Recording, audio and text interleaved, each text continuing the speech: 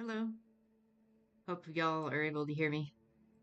It's been a long time since I've done a stream. Gosh, I did one gaming stream like a couple months ago, but then I haven't done a stream like this in like 7 months. That's what my records show. So yeah, it's been forever. Um, Welcome back, everyone, from the uh, previous streams. Thank you for supporting me along the way. I know I haven't been posting very much. I only post a couple every couple weeks, and I kind of ran out of content that I can just work on and send early. Because I was having a really long excerpt that I was editing and I was putting onto YouTube.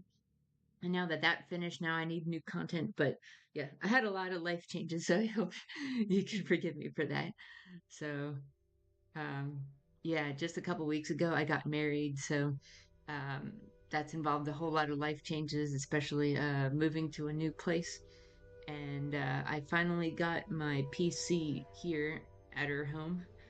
So, and it's not quite set up yet, but once it is, then I can go back to making mod content where I record myself doing mod stuff. Gosh, it's been, I don't even know how many months it's been since I tried the mods. I need to make sure that they still work because there might have been some updates that changed, and uh, who knows what happens with that. So um, I hope to give you guys some more updates in regards to the mods and making sure that those work out. Also, thank you very much. Thank you, Mr. Glass, who has been in the stream here chatting with me. Hoping for a couple of my friends from Asia would stop by right now, um, at least later today, because it's midday for them. So I think it'll work out. For whatever reason, as soon as I start turning on my stream, my poor little avatar starts acting a little bit strange. It just gets very droopy for some reason. So I think I'm gonna fix something here. And then maybe I can make it act a little more normal. Yeah, there we go. So it'll still act kind of like me, but the eyes are going to be fixed. So, anyhow, there's been a whole lot of news in regards to Ghost of Yotei. So, we got that new trailer, we got a new release date, which is October 2nd, I believe. And then there's also a new interview that came out from the developers. So I think it's Jason Connell and Nate Fox. So they're the ones that did Tsushima. So they're spearheading this one just like the other one. Oh, hello, Abiola. Oh, yeah. Gotta change that Chimera logo now. Yeah, I know, right? I need to get this new Atsu clan. Whatever her clan is that has a Ginkgo symbol. Gotta add that on now. Yeah. Actually, I don't, do we know what her last name is? Maybe it was in a PlayStation blog, actually. So it might be out there somewhere. Um, Curious. Do you guys have any thoughts about the trailers yourselves? Like, uh, were you like blown away, or were you just kind of, kind of expected of what was showing up there? Or is there anything that you're kind of like worried about? Honestly, I don't have much worries at this point because I guess the main worry I would have is like, is the story going to be as good as Tsushima? Like, that's the main thing. Otherwise, it looks like the combat's going to be really fun and the exploration and all that. So I think they're going to really improve on um, things that Tsushima did well, but they're going to make things even better. So I'm kind of looking forward for that. Oh yeah, no last name revealed yet. Yeah, it does seem very different. It's gonna have a whole different vibe. It's gonna be more like a western. Um, and I think yeah, because it's not in the context, as far as we know, it's not in the context of a war. So I'm not sure we're gonna have any like huge battles with like big armies and stuff. Maybe like small skirmishes, but you never know. They might subvert our expectations and then have some huge war that gets involved. So as far as I know, they put it in a very specific time period when I think it's the Tokugawa shogunate is just starting. So there could be some issues of resistance that might get into the story. Uh, but for now, I kind of wanted to go through the trailer. Probably not too much audio, but I just wanted to go over different screenshots so we can kind of analyze it and talk about what we're seeing on the screen and the thing. So I did some history on where this takes place and what's going to happen. I kind of forgot it. Yeah, it's I don't think there's any specific like huge historic events that happen here, so that's why they feel like it's a clean palette. Um, all I know is I guess this was the time period when I think Japan was starting to spread farther north. So it's probably going to be a lot of themes about like imperialism and stuff like that. So the people that live up there, the Ainu, um, in the long run, they don't have a lot of hope. They essentially get kind of run out of their country, but temporarily they'll probably have some uh, con- like considerable presence and dominance in the area until later. So we'll see how that is. If I switch to my screen here, okay, you guys can see all that. So let me scroll up and make sure I got the whole thing on the screen. There we go.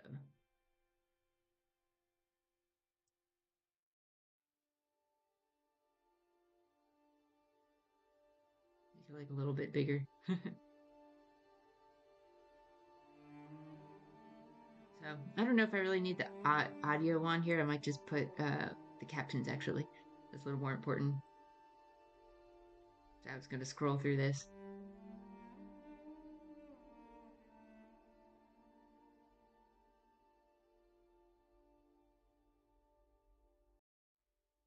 Here we go. Hello, raccoon. Welcome. Yeah, we got quite a few people online. Thanks for coming late at night. I was actually going to stream on Monday and then my car broke down. So I had to cancel that plan and instead do tonight. All's well now, my car's fixed, but yeah, I had a car appointment like right at the time I wanted to stream. All right, well, let's get started here just looking at stuff in the trailer.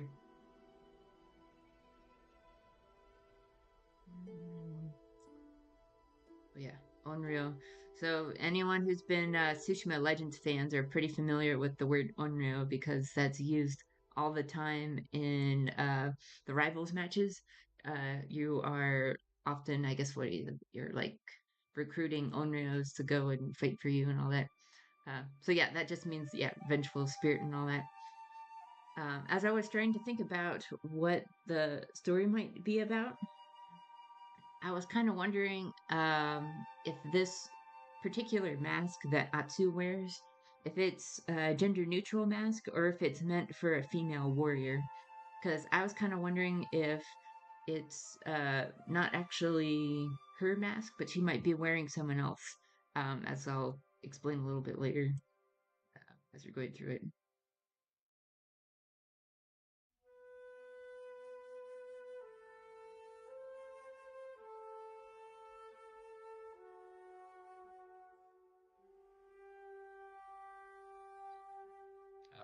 I'm trying to pause it on her. Because I think she's not wearing a mask that she built herself. That's the guess. I think she's wearing a family mask. And for that reason, she might be wearing either like her mother's mask or her father's mask. I was looking online at some analysis of people saying that uh, clearly, like, yeah, the design of each character is pretty authentic to different kind of classes of warriors and all that. I guess this guy, he's the snake, right? So he even has like scaly armor on him. Um, I think they're called the YOTEI 6, who are the people that are that Atsuya wants to kill, and they probably got all their names. They're more like gangster names or like bandit names, and they each have their own legends and all that. But maybe we'll actually find out their real names too. I have a feeling they might have been uh, warriors that could have been samurai in the past, but then they ran away, they got dishonored, and then they went on their own. So something like that could have happened. Oh yeah, we haven't seen her ghost outfit yet. Absolutely, I think she's gonna have something really cool. Yeah. Also, I think she's going to have an outfit that's themed on the wolf. Because if you look here at her, um, uh, I guess it's called the tsuba, which is the hilt of the blade. It's very clearly there's a wolf. I think there's also a wolf carving on her actual sword itself. So the fact that she's having two swords, I think that symbolizes, well, she has one sword that's her own, but then the sword is also of her clan. And since all the people she's attacking all have uh, animal names, and then she's given a nickname here called the Little Wolf. I have a feeling that her clan might have also been like using that title, the Wolf. Um, I have an idea of maybe her mother or her father might have been a part of this clan, this group, the YOTEI Six, and their name was the Wolf. Um, because I think this guy was his name, Lord Saito. Lord Saito is the one that um, is the ruler of all of them.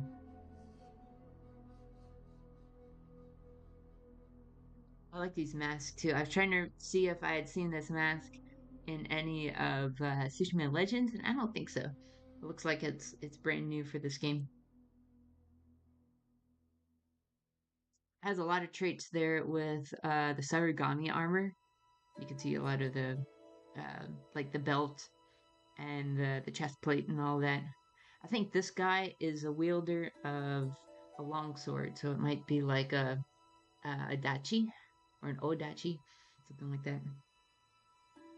Oh yeah, I'm a cry when I see some references to our boy Jin. Absolutely. I'm kind of wondering how he's gonna feature as a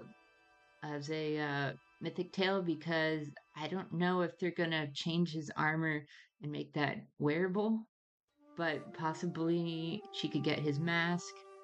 Or I was kind of thinking, what if she gets his grapple hook? Because that kind of represented his stealth skills.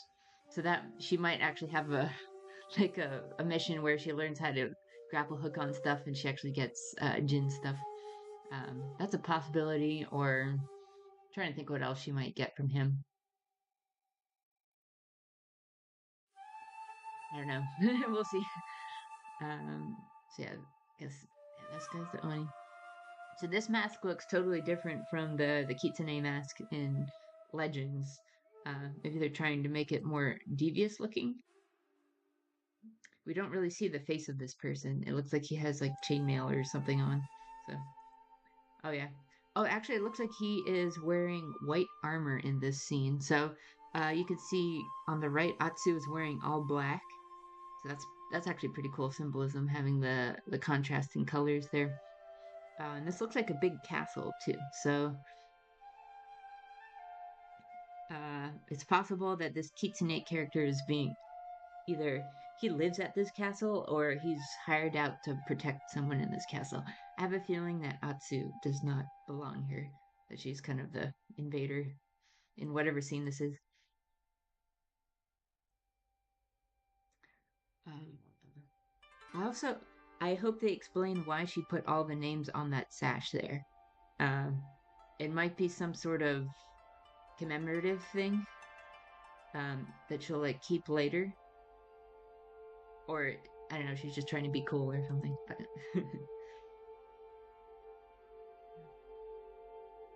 oh, I really like these masks too. I would definitely wear like the spider mask with like the multiple eyes on it. I think that one looks really cool. Is a female? Could be. Let me go back. If the female is right here. Yeah, it's kind of hard to tell from the build there. Could be either him. Oh yeah, the dragon is the one that's wearing bright red. He kind of has a lot of Chinese elements on that one.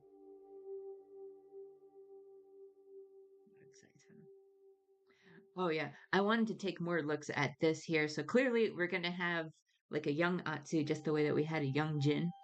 And I think it's funny that she also wears yellow when she's little. It's kind of like the color of youth now that Sucker Punch is establishing. Um, Looks like she's covered in blood, but not necessarily injured. So I think someone died next to her. Someone killed her relative or someone that was protecting her. And yeah, she's covered in blood there. I'm not sure how old she is there. She could be like 15. I don't know if she's younger than that. Oh yeah, we got all the people here. So my theory of how the premise is that her family owes something to Lord Saito. I think they were maybe her mother or father was the wolf as a part of this set, and they either betray or um, like the group either betrays her family or they actually did something wrong, and then the Yotei Six feel like they have a score to settle and feel like they have to punish them or something. So one way or another, I think her lineage is like really tied to this group actually. Um, but we'll see if that's true.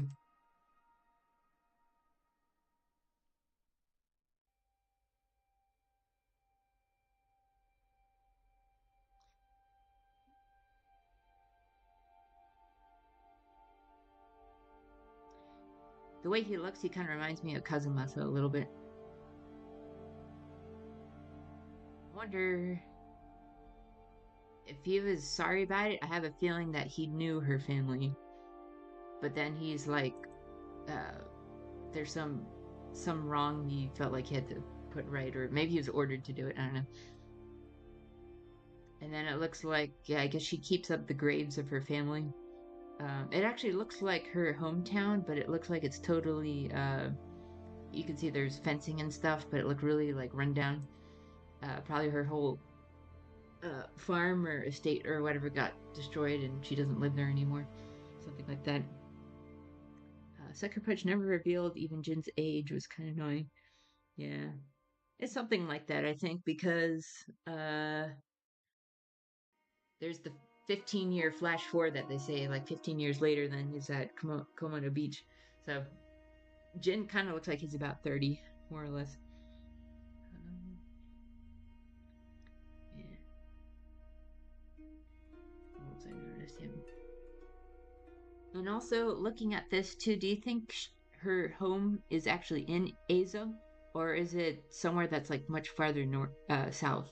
So it's possible that her family is like somewhat native to the region.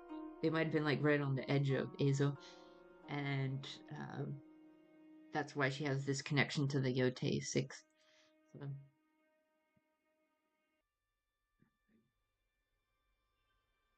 it's a very shallow grave, so maybe she had burned them all. That's my guess, because it's not like the graves of like multiple people. But if it was, she had cremated all of them so that they would fit in that one spot. Because you know when Lady Masako's family all died, she had like multiple grave sites for them. So this is either one person that died or it's like a whole lot that had died a long time ago. So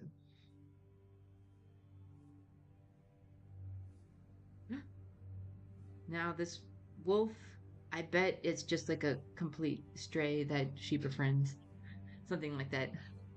But it's probably not going to be too plot oriented.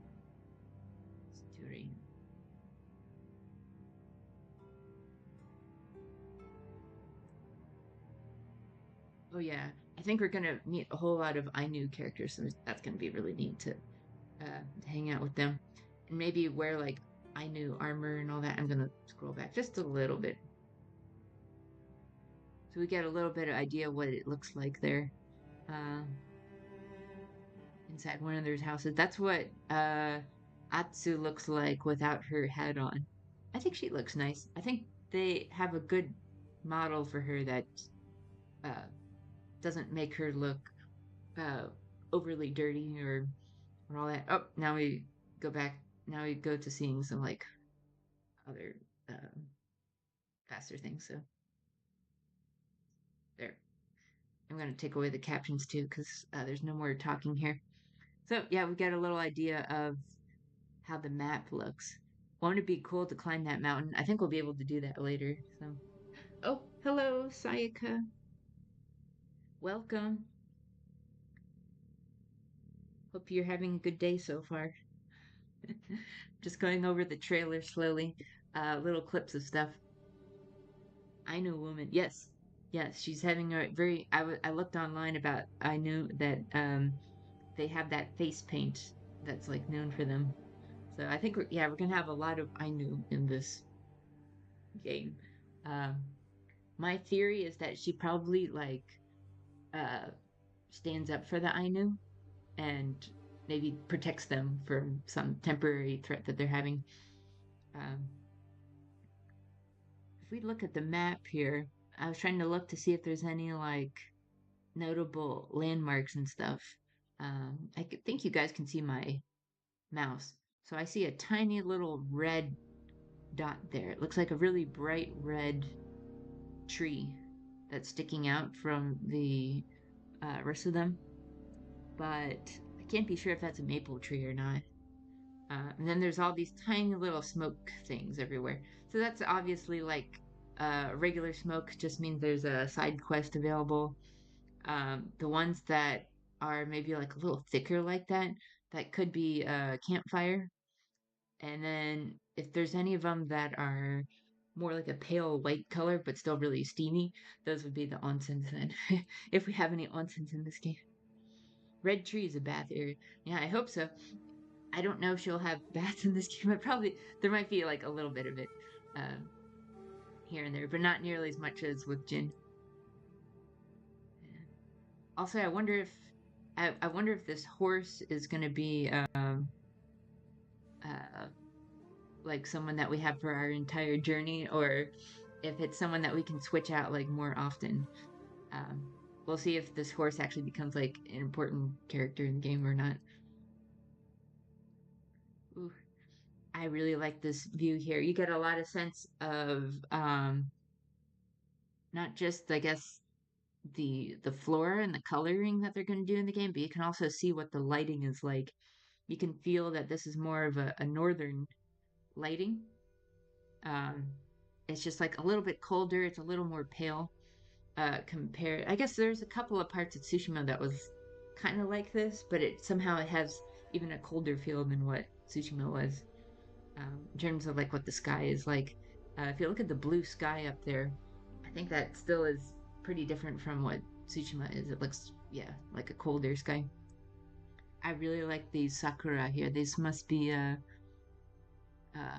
maybe this game is going to be in spring rather than fall, but I don't know. Maybe they won't care about seasons as much, just like they did with Tsushima.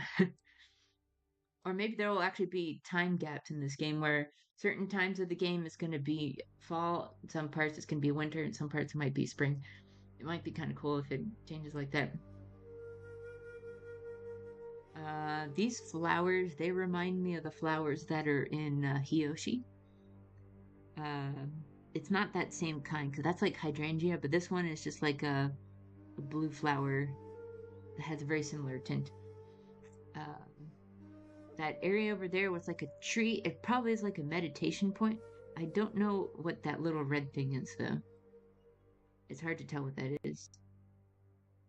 Oh, this part actually really interested me because I was wondering if this game would involve Atsu being a leader in skirmishes.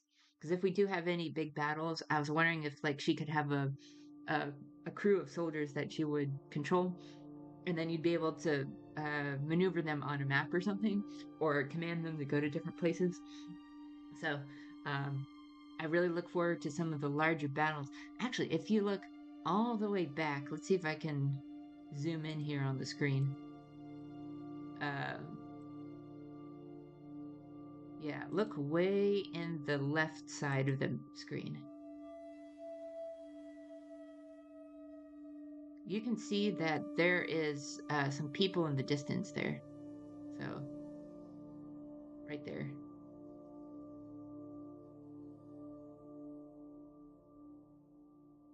You can see there are Sashimono banners even. So there's some in the front here. It's quite a bit. But then on the sides here, you can see there's a lot of guys. Maybe there's like 100 people there. So I hope we have these like really huge battles in this game because that's what they need to use the PS4, the PS5 capabilities. Honestly, I feel like if they don't, if they're not able to improve fidelity that much, if they can at least expand the range of like how much characters they can have on the screen, I think then that kind of makes the PS5 worth it. So, looks here like someone shot something. Is it a arrow or is it from a gun? Oh, actually no, that it looked like it was coming from oh wow, that went really fast there. It looked like it was coming from the enemy actually. So it was being shot over them. It's kind of like the Mongol black powder cannon. So oh yeah, I think the PS blog post about the trailer said something about hot spring like areas to go in. Yeah, yeah, there's probably some and then like campfire meditation things. Ooh, I think this is a new ally we're gonna make. So this guy looks like he's wearing blue, but he's not wearing a mask. So that's what's interesting. Um, his sword doesn't look particularly special. Like he doesn't look like a lord. Maybe he's like a lower samurai.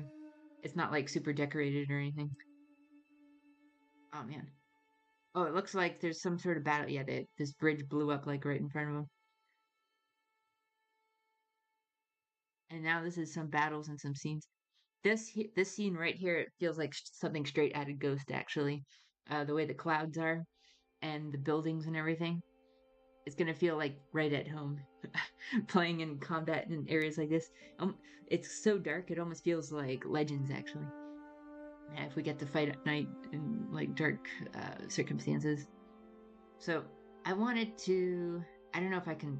I don't know if slowing down the video is going to help with it, but I wanted to take a look at how her combat was changing versus how Jin was in the first game.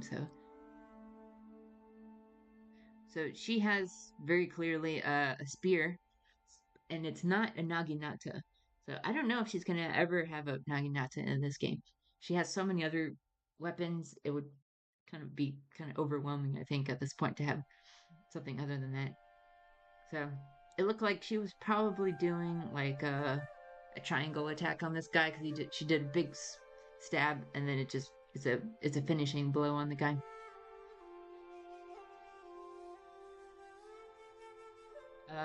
Looks like in this one she has that weapon that is I call them chain sights, but there's another name for them. Um, where I guess she can wield the sights in her hands, but then if she wants to like throw them a little bit, she would grab onto the hilt there, um, and then be able to pull it back to herself. So I guess they did that instead of nunchucks because I think nunchucks are kind of like overused. The guy that's in the back here, he's kind of interesting. He has a mask on, and then he has two torches in his hand. They kind of look like fireworks. So he might be able to uh, he might be able to shoot those off, but they might also just be to block and to be intimidating and all that. But that actually is a pretty cool character in the back there. He's something kind of treacherous. I also see there's a peasant way in the back. Don't know what's up with them, but they're just kind of watching. I like looking at the little details of like how they've improved the graphics and all that compared to the first game. The uh, the soil itself, if this is all the marks of like their feet and stuff, that looks pretty good. That looks like an upgrade.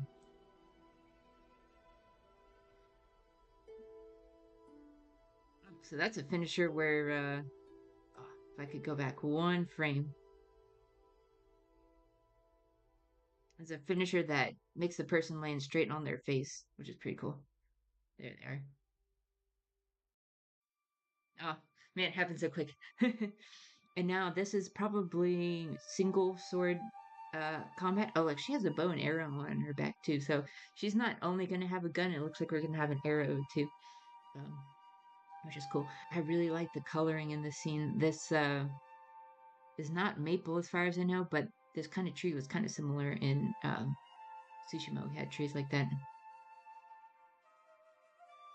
Yeah. So she clearly has just a single sword, and there's no other weapons on her.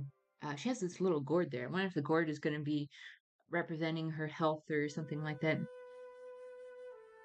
Oh, and of course they're going to have a obligatory scene of climbing a shrine because I really love that part of the game. So it makes me wonder if she's going to have a grapple hook or not. She might have one to climb these shrines, or like maybe a temporary one that she just borrows only for the shrines. So,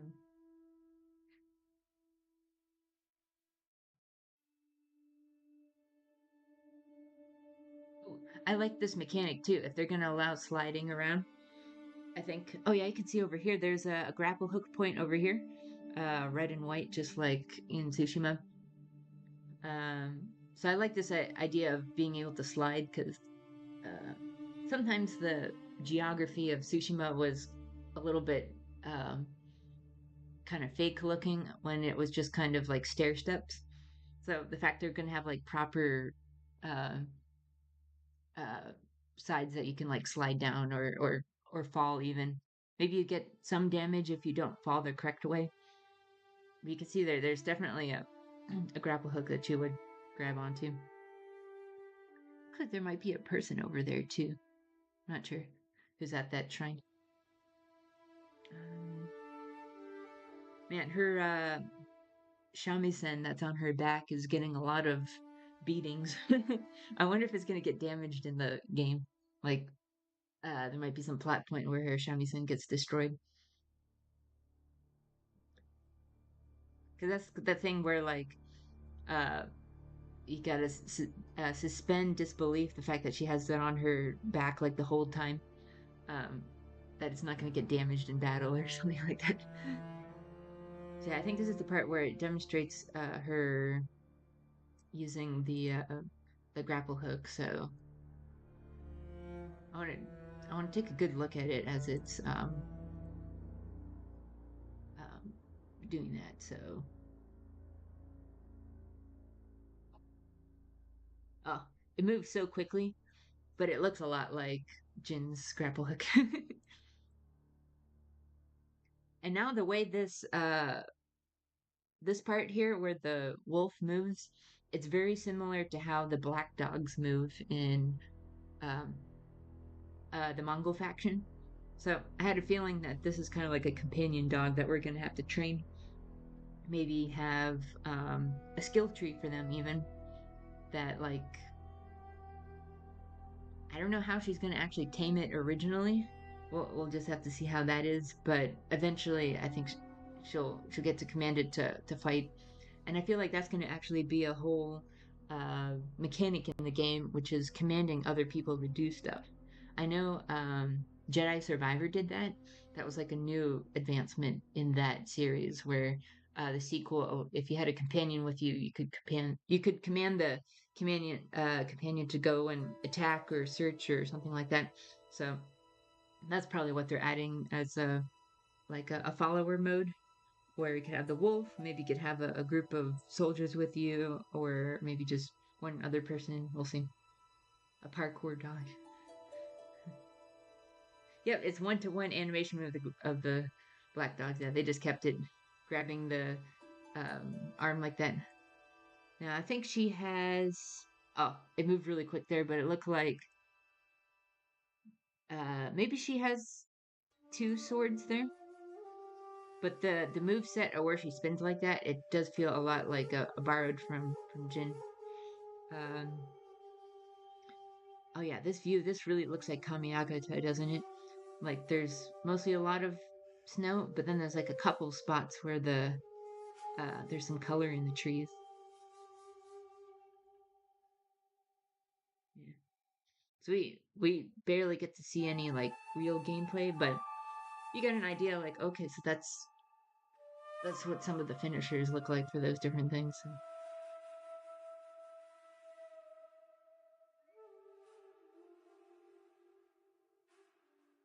yeah. Oh, I'm gonna pause right there. This bright color thing, it reminds me of um the flashbacks that we have with Kazumasa where the sky is all kind of gray. So I think it's kind of like a special aura that they have specifically for flashbacks. So she might have that too. I think some of Jin's jet flashbacks were with Shimura were a little bit like that too, where it's kind of uh, like a bright glare and everything. You can see in the distance there's someone sitting with a shamisen, which probably is a female, I think. Yeah. So we'll see what that's like. Doing little flashbacks, I guess, to get to know the clan that she came from. I did like that aspect of Tsushima that we had some flashbacks, so I think this game will do it just as well.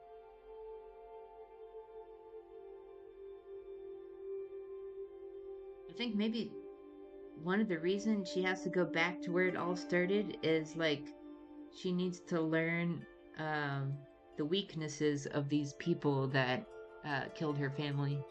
Like she's got to either get clues of like um, who they actually are, or uh,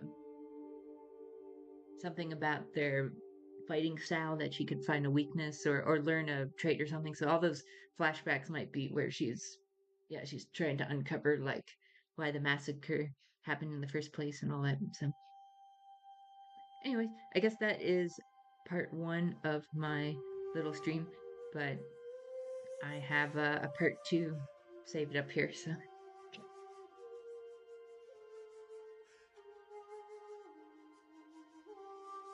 oh, thanks for stopping by, TF Eric.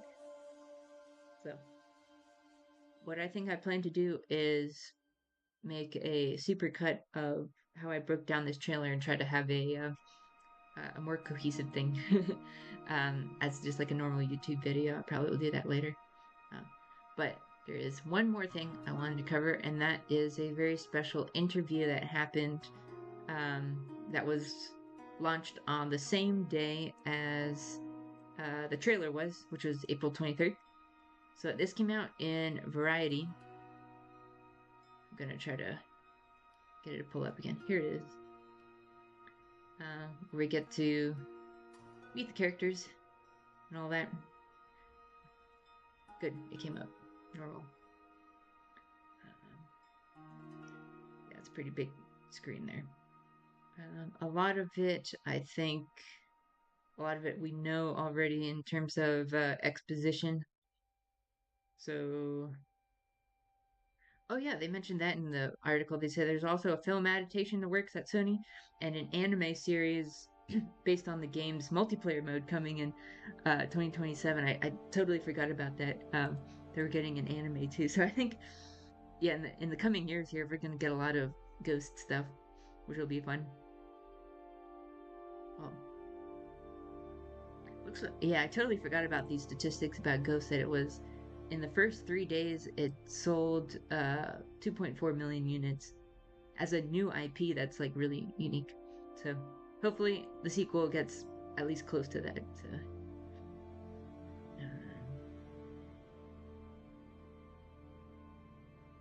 Oh yeah, so in the game they're not going to call it Hokkaido, they're going to call it Azo. Which one thing. I like that they went and visited there. Actually, it's one of my dreams to visit Hokkaido one day and see it more like the wild sides of Japan. Probably like in the autumn or something like that. So there was a couple of parts I really wanted to go over. So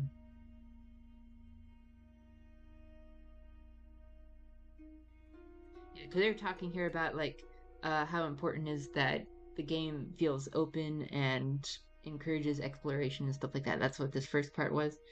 Um, yeah, and then we're giving a glimpse of Atsu saying that she had horrible loss in in her youth. It's a revenge classic cinema trope. The YOTEI 6 uh, had done wrong to her. My guess is if she's also like the same age as Jin, so this is like 15 years in the future, or maybe she's younger, maybe like 10 years later, she goes after these people to come down. Uh, and I like how they're having a new word now. So if you guys didn't know, the Japanese version of the game did not call Jin a Onryo. They didn't really call him Yurei very much either, but they called him Kurodo, which is a word that they came up themselves that has a similar connotation as Onryo, but it was more like a archaic kind of original name just for Jin only. And now in this game, they're focusing on Onryo instead. So she's probably going to be called Onryo like a whole lot, especially in the Japanese version. Um, so yeah, I thought it's kind of interesting that going in this way, having like a new title for her. So she'll be called Ghost, but they'll probably say Onryo all the time. Uh, one of my favorite parts of the whole article is actually this one. So I guess people have had some concerns about why change from a male protagonist to a female protagonist. And actually, I thought that they had one of the most tactful answers to this question about like why is female protagonist the right choice for this story? Because I think that's really important to decide is that narrative driven or is it driven by other factors that make people choose male or female? Jin made sense because he was a soldier fighting in an army, but Atsu is not necessarily a samurai. She's just a sword wielder um, who might be from a samurai family. We don't know for sure, but she's not. Uh, as far as we know, she's not loyal to a lord or anything like that. She's on her own. So I wanted to actually read through the whole thing that he says here. So this is what Jason Connell said about that question. He said, uh, "We knew we had all these fans who love Tsushima. We want to carry forward into an exciting new adventure. We're creatives. We like to make new things. We like to make exciting new pieces of art and move people in new ways. We want to do that's fresh but familiar. Nate and I are pretty enamored with making origin stories, and certainly one we could find a way to make them uh, a little bit more of underdog in this landscape. This is a pretty dangerous landscape, which positions her to be an excellent person for that. This is somebody that people would not expect to be so powerful, yet here she is on this romp of vengeance quest, which is probably pretty unexpected for some people. It might even become a plot point too. They'll be like, what's a woman doing out here in this like really dangerous place?" But somehow she gets through things. Um, it's possible people will call her Mary Sue, but then again, Jen was kind of like a Gary Stu in some ways, so she might balance it out. But then, actually, this last paragraph I like the most. He says, "Over time, she'll get this name, the Onryo, because this Japanese folk legend is an unkillable, vengeance-seeking ghost, and that's just an awesome fit. Onryo are typically stories of vengeance from females, so that seems like a really nice package for this." So, yeah, I was like, yeah, that makes sense because there are a lot of really famous Onryo characters in Japanese literature where it's usually a female that's gone through some really uh, horrible experiences where they die really violently and then they have that urge to meet vengeance in the afterlife. So I think that makes sense then that it would be a female for this story because they're focusing on the specific word onryo, which I think is a it's a good tribute to, and it's like a good tribute to Japanese mythology and uh, Japanese culture and all that, while getting to do what I think they want to do, which is uh, expand the fan base of Tsushima. Not that I would reject it if it was a second male character for the second game, but um, it just makes sense from a storytelling perspective that they picked a female if they're also going to do an Onryo story. So that makes sense to me. You can Google Rokojo no Miyasun Dokuro. Sure, I can look that up. Is that a famous ghost story? Because it might be. Yeah. Um, I'm checking through here if there's anything. Yeah, most popular onryo in Japan. Yep. So it makes sense that it's a woman. I don't think they have any other like huge agenda going on. Not specifically um, that has anything to do with wokeness and stuff. Um, and I didn't hear any bit of condescension or judging in this whole section. So I feel like this was one of the most tactful responses I've heard from a game developer, that they're clearly not saying uh, you need to get over this change. The fans just need to adapt. Like yeah, he said that we want to carry all his fans forward into exciting new adventure. They don't want to leave some people behind because they don't like where it's going. So they're trying to be as inclusive as possible. So um, going through some more thing, I think yeah, they're talking about um, the fact that they had more interest. Oh, there's some concept art for the game. Yeah, they had interest in more rural side of Japan because they could do cities and stuff, but uh, yeah, they picked some of their most favorite locations when they went on their trips to Hokkaido to add them to this game, which is really cool. Um, Kusarigama, so that's the gun, I guess, is the word for that. Kusarigama. Then she's got the two souls, so two swords that she can do dual wielding um, with her own weapon, and then I guess her family's weapon. She uses a spear called the Yari, and then she had those other weapons, like the chain sights, and maybe like a really long sword. So they're hiding a few things here. Um, and then another thing, I want to see if they had a. Yep. So it said inside of Azo, you can find teachers who will teach you how to use that weapon in a very organic way that you might see inside these films. So I really look forward to this part of the game because we had Sensei Ishikawa who kind of taught us about the way of the bow and all that. It wasn't so directly involved in like our technique of bowing. I know he gave us some tools, so he gave us like flaming arrows and stuff. But in this, it sounds like we're gonna make friends with people along the way, and as they teach us new skills and stuff like that, maybe we become friends. Maybe they become like a side quest or mythic tale, and you probably I could imagine some of the best storytelling actually happening in these little side tales with the senseis. So I'm I really look forward to that. It feels like a good like a new thing that they're adding into the franchise to do this kind of like sensei side tales, almost like mythic tales probably. Um, oh yeah, I like they asked what title gave them the most inspiration for the franchise, so they said Yojimbo, which actually I recently rewatched uh, over the winter, and it's quite a humorous story. So I think there may be some moments of comedy, which will be a great relief, I think, since revenge and all that is a pretty sad story. So I think they'll have some interesting balance of really serious things going on, but then also some kind of funny things where maybe she's not always winning with brutes, but sometimes she'll be really clever about something and tricking people, and that's how she gets things done. So that's exciting.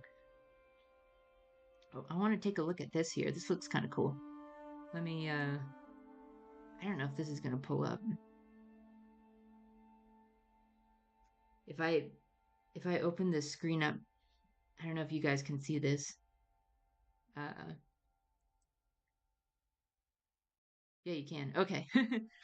Yeah. So this, I don't know what it says on there, but this is something very interesting. It looks like Halloween, but in Japan. So there's all these oni masks, and it looks like there's like one giant mask on the building in the back there.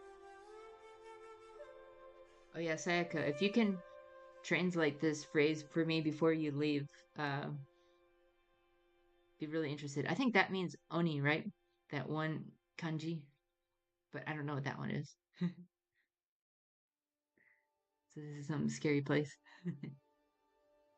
Also, she looks like she's little there, not like she's an adult. So that's kind of interesting. Um, see if there's anything else to grab from this. Oh yeah.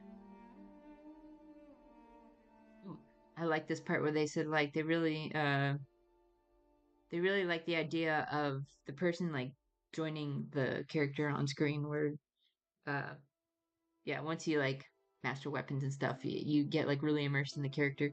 I think the story did just as well as what the combat did in Tsushima, where you felt like you're actually Jin. Because I definitely did. I felt like I was Jin the whole time. um, oh, and they asked this question at the end. It's funny that they even said this here. They were asking about the ending of Ghost of Tsushima. It's crazy that they said you're the first person to ask us because there's definitely been more people, as far as I know, because we already knew that Fox's favorite one is the white ending, and I think he was red ending.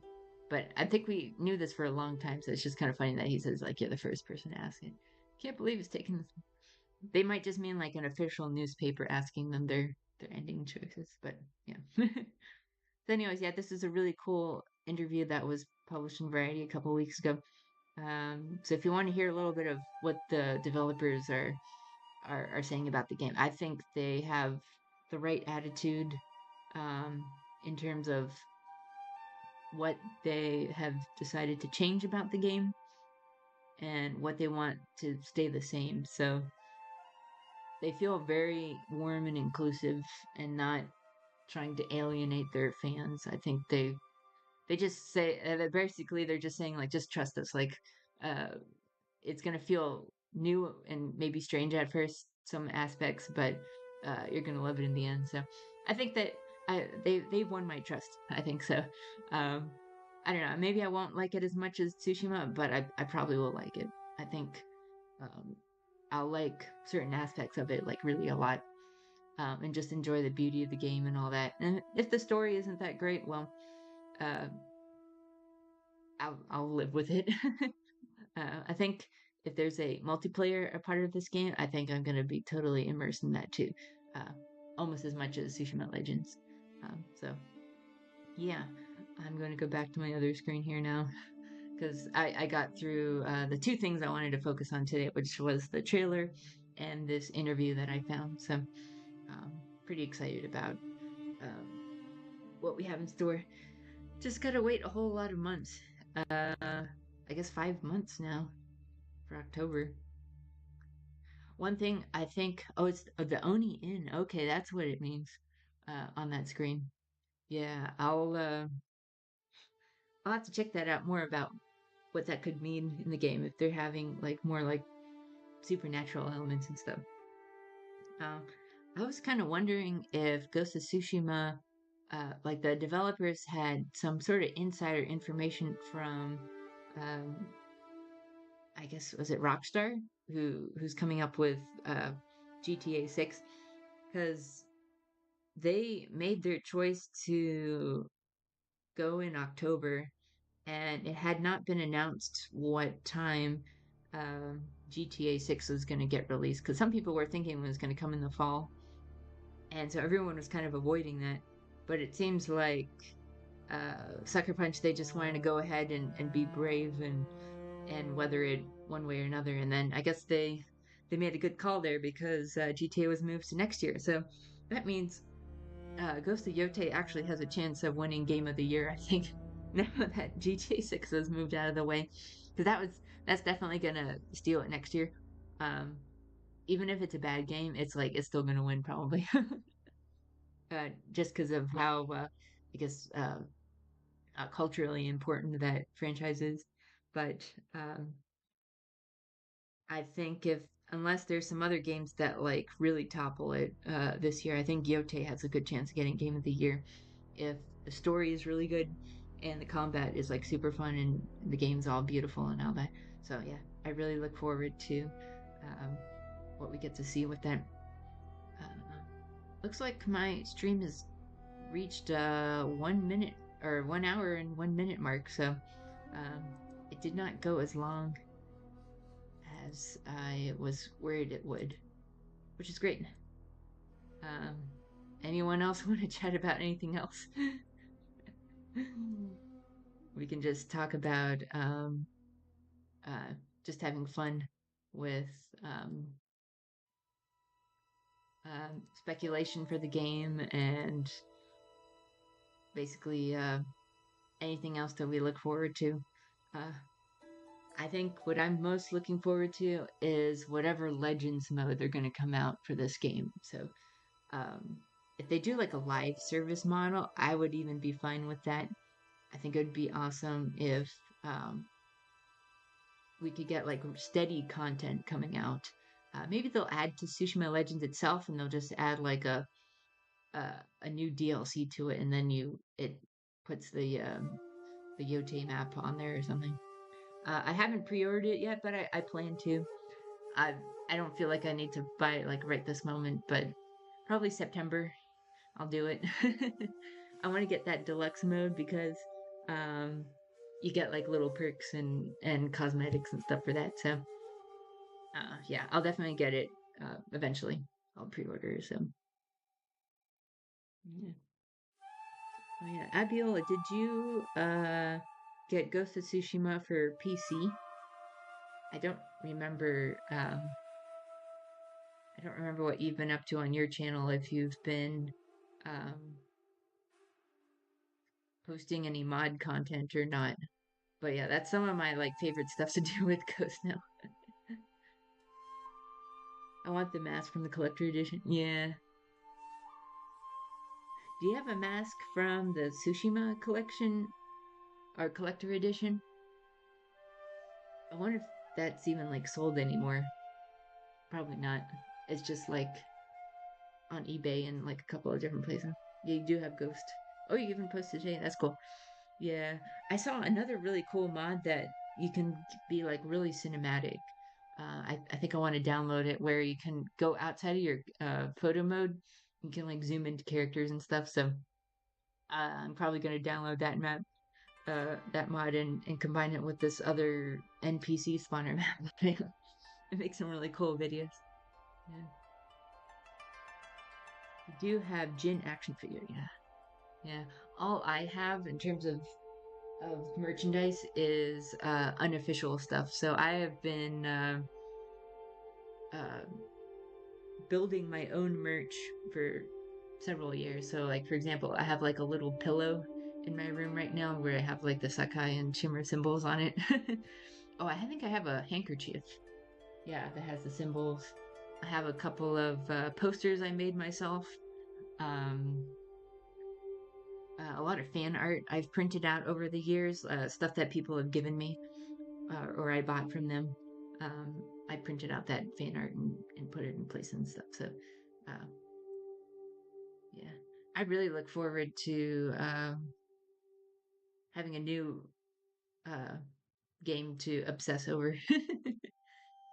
I just don't know if it will be quite as heart wrenching as Ghost.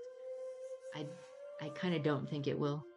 I think um, yeah, Ghost of Tsushima was like legendary story. It's kind of hard to topple that, but um, I certainly love a lot of Kurosawa stories. So if it can feel like a good Kurosawa movie, I'll be happy then. So we have a T-shirt. Oh yeah, I made my own T-shirt too. I have it somewhere. Oh yeah, somewhere in my house here. It's a red shirt and has the Shimura symbol on it. Um, I've gone around sometimes wearing that shirt. uh, what else do I have? Yeah, I just have like a lot of visual art. So not action figures, um, or any of those like um, little bobbleheads or anything like that. So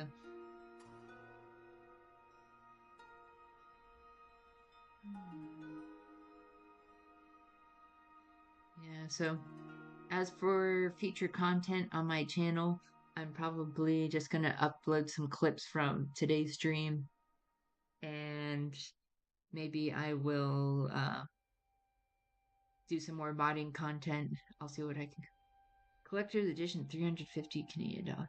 Yeah, I think it's like 270 something USD, and that's already a lot. So yeah, it's yeah.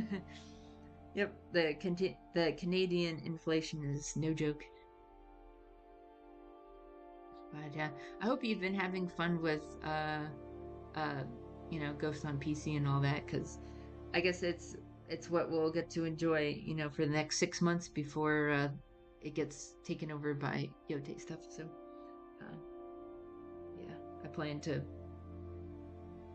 I plan to extract as much music as possible from that game and put it online. If I can be one of the first people to do that, then my channel will explode, I think. Because I did that with the Iki Island DLC. And I think I want to keep my channel focused on music besides the gameplay stuff and maybe some little video essays and stuff. But I want to have as much music as possible because uh, I hope we have. I don't know if we're gonna have the same composers as the first game, but it'd be really awesome if we do. Like Ilan Eshkeri, he was the one that did all the big themes for the game. So, uh, well, I think I reached my limit of what I wanted to share here today. So I'll call it a night because it's a little past midnight, and I'll catch you all some other time.